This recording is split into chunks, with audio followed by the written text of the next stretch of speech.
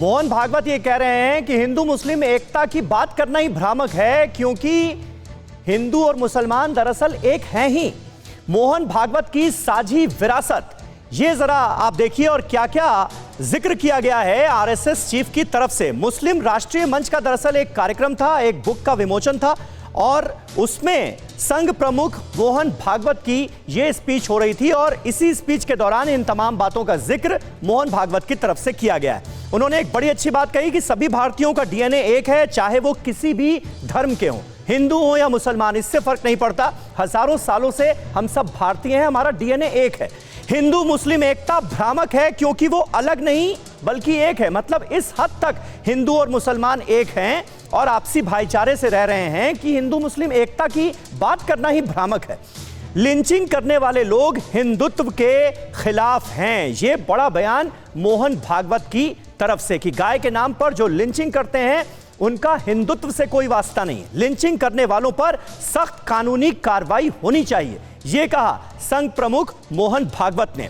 एक बड़ी बात और कही गई, यह कहा गया कि देश में इस्लाम को कोई खतरा नहीं है। हिंदुस्तान में रहने वाले मुसलमानों को यह मैसेज कि इस्लाम को कोई खतरा नहीं है। हिंदू मुसलमान पिछले 40,000 सालों से एक ही पूर्वजों के वंशज हैं।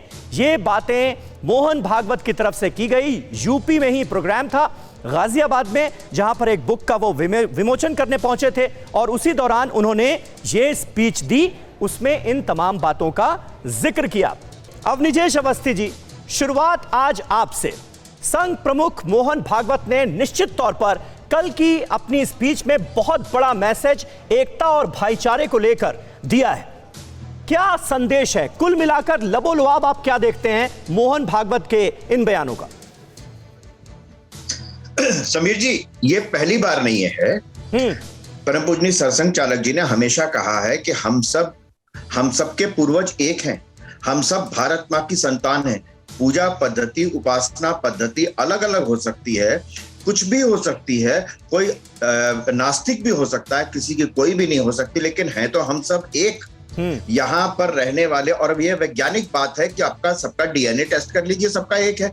और यह ऐतिहासिक सच्चाई है कि यहाँ पर विदेशी आक्रांताओं के पश्चात यहाँ पर धर्मांतरण हुआ और यहाँ के 90-95% जो आज इस्लाम को स्वीकार करने वाले लोग हैं, उन्होंने हिंदुत्व से ही, हिंदू धर्म से ही, सनातन धर्म से ही धर्मांतरण करके इस्लाम स्वीकार किया। तो वास्तव में हम सब तो एक है ना। उनकी संस्कृति एक है, खाना पीना एक है, रिवाज एक है, पहनावा एक है। जब बाकी सब चीजें एक हैं, डीएनए एक है, तो सिर्फ उपासना पद्धति के आधार पर जिस तरीके से कुछ लोगों को या एक समुदाय विशेष के लोगों के भीतर ये भय आतंक फैला करके कि यहाँ तुम खतरे में हो, यह जो भावना है, यह इस देश के राष्ट्रहित के खिलाफ जाती है। आज सरसंघ चालक जी ने बिल्कुल स्पष्ट रूप से ये कह दिया है। अड़ी सोमवार से शुक्रवार शाम 6 बजे सिर्फ TV9 भारतवर्ष पर।